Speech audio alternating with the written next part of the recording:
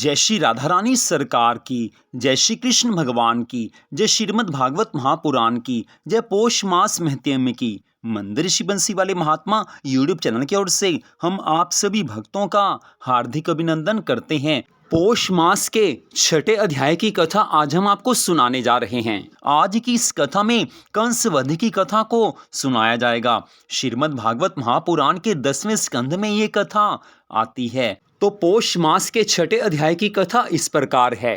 कंस की आज्ञा से नंद बाबा भगवान श्री कृष्ण, बलराम और सब ग्वाल बालों को साथ लेकर मथुरापुरी में आए हैं। कंस के मन में एक ही भाव है कि कैसे भी हो कृष्ण का वध करना है, क्योंकि देवऋषि नारद जी के कहे के अनुसार कंस को हर समय ये डर लगता था कि श्री कृष्ण ही उसकी मृत्यु के कारण बनने वाले हैं। इसलिए उसने ना जाने कितनी बार कोशिश की कि श्री कृष्ण का वध कर दिया जाए, लेकिन हर बार भगवान उसके भेजे हुए राक्षसों का अंत कर देते थे। और अंत में भगवान जी को स्वयं ही उसने अपनी मथुरापुरी में बुलाया है, ताकि अपनी मथुरापुरी में भगवान का वध किसी तरह से किया जा सके। आज श्री सुखदेव जी महाराज आगे की कथा का वर्णन करते हुए कहने लगे हैं कि कंस की रंग भूमि में भगवान श्री कृष्ण जी, बलराम जी, नंद बाबा तथा सभी ग्वाल बाल आए हुए हैं। कंस के विशेष मल, चानूर और मुष्टिक श्री कृष्ण का वध करना चाहते हैं। कंस की आज्ञा से उन्होंने भगवान श्री कृष्ण जी के पास जाकर कहा है कि हे कन्हैया, आज हमारे महाराज कंस तुम्हारे साथ हमारी कुश्ती देखना चाहते हैं, इसलिए तुम्हें यहाँ बुलाया गया है। इसलिए आओ, तुम हमसे कुश्ती लड़ो। हे कृष्ण, हमने ये सुना है कि तुम कुश्ती लड़ना बड़े अच्छे से जानते हो। आज हम लोग तुम्हारे दाव पेचों की परीक्षा लेना चाहते हैं। आज भगवान श्री कृष्ण जी ने उत्तर दिया है कि हे चानूर, कंस जैसे प्रतापी राजा को हम भला क्या प्रसन्न करेंगे, परंतु यदि तू अपने स्वामी की आज्ञा का पालन करना चाहता है तो हम भी तेरे साथ कुश्ती लड़ने को तैयार हैं। तेरे राजा ने हमें बुलाया है, इसलिए न्याय की बात तो उसी को सोचनी चाहिए थी।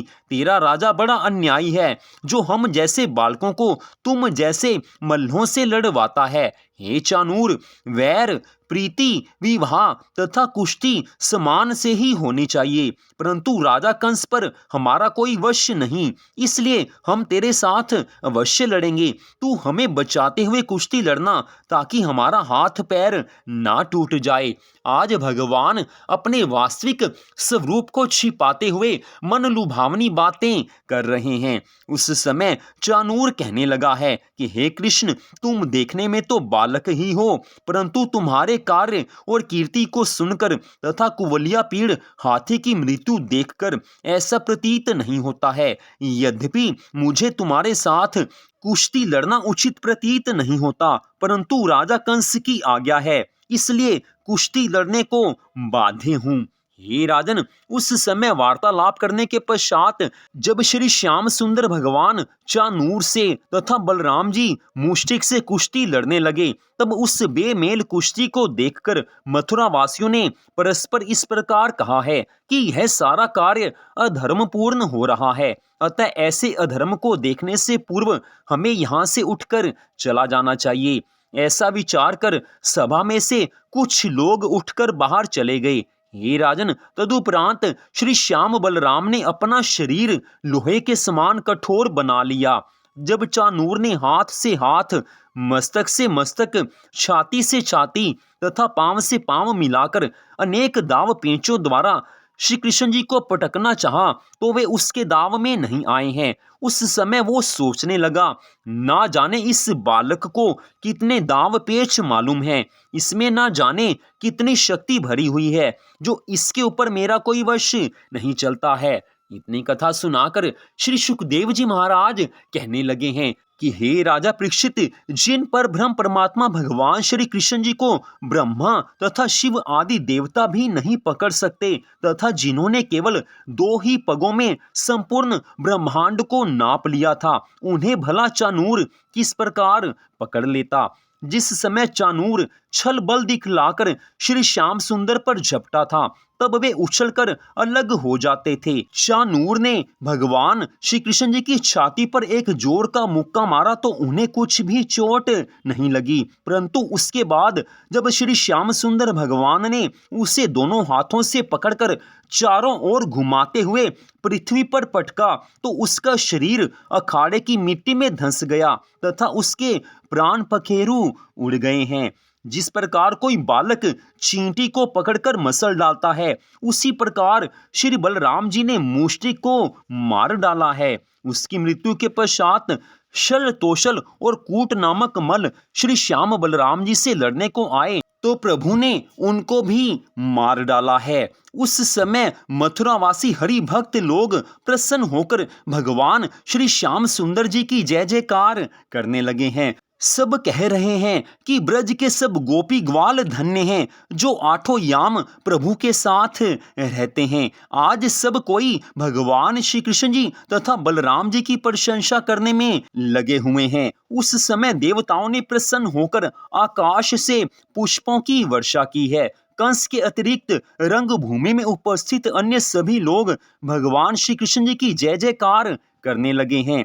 उस समय राजा कंस सब मथुरा वासियों से इस प्रकार कहने लगा है कि तुम लोग कृष्ण की विजय पर प्रसन्न क्यों हो रहे हो, परंतु उसकी बात पर किसी ने ध्यान नहीं दिया है।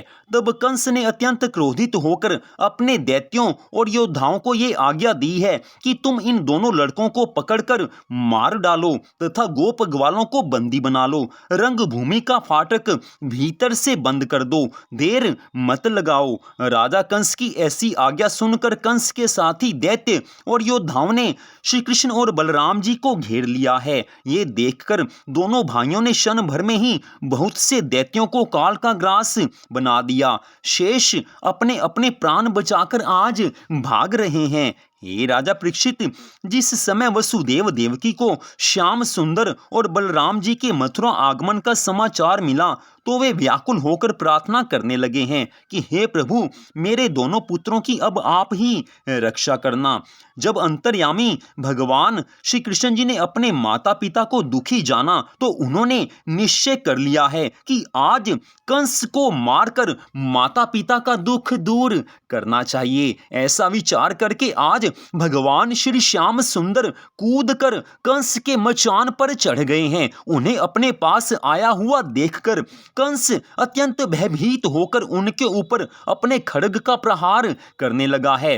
तब श्री कृष्ण जी ने झटके से उसका मुकुट नीचे गिरा दिया है, उसकी चोटी पकड़कर मंच से नीचे उसको पटक दिया है और स्वयं आज प्रभु उसके ऊपर कूद पड़े हैं। हे राजन, जैसे ही भगवान श्री कृष्ण कंस के ऊपर कूदे, ठीक उसी समय कंस के प्राण पखेरु उड़ गए हैं। कंस की आंखों में सोते जागते, उठते बैठते, चलते फिरते हर समय श्री कृष्ण ही बसे रहते थे, इसलिए कंस को मोक्ष पद की प्राप्ति हुई है। भगवान की यही तो विशेषता है। कोई उन्हें प्रेम भाव से भजता है तो भी प्रभु उसको अपनी भक्ति दे देते हैं, मोक्ष दे देते हैं। लेकिन कोई अगर शत्रु भाव से भगवान से संबंध बनाता है तो भगवान उसे भी जन्म और मरण के बंधन से मुक्त कर देते हैं। कंस को आज जन्म और मरण के बंधन से मुक्त किया है, क्योंकि चाहे वैर भाव से ही क्यों ना हो, कंस आठों याम प्रभु को याद करता रहता था। इस कारण कंस को मोक्ष की प्राप्ति हुई है।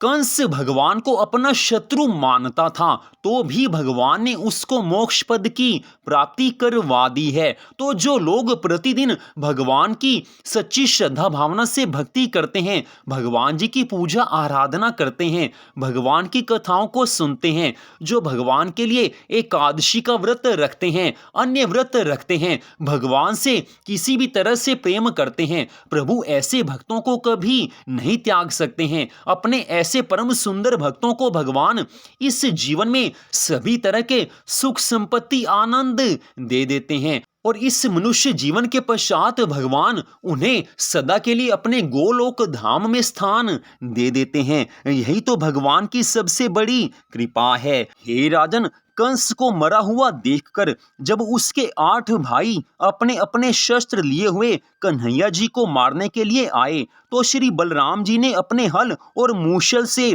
उन सब को मार डाला है। उस समय कंस की मृत्यु देखकर सब लोगों को अत्यंत प्रसन्नता हुई है। आज सब देवगण आकाश से पुष्पों की वर्षा करने लगे हैं और मथुरावासी तथा ब्रजवासी सभी लोग श्री कृष्ण तथा बलराम जी की जय जयकार करने लगे हैं। आज भगवान श्री कृष्ण जी कंस के मृतक शरीर को सिर के बाल पकड़कर घसीटते हुए यमुना तट पर लेकर आए हैं और उसे यमुना जी में डाल दिया है। फिर वहां पर यमुना तट पर भगवान श्री कृष्ण और बलराम जी ने कुछ देर विश्राम किया है। तब से उस स्थान का नाम विश्राम घाट प्रसिद्ध हुआ है। कंस के मरने का समाचार जब उसकी रानियों के पास पहुंचा तो उसकी सभी स्त्रियां रोती पीटती केश बिखराए हुए अपने पति के मृतक शरीर के पास आ पहुंची हैं।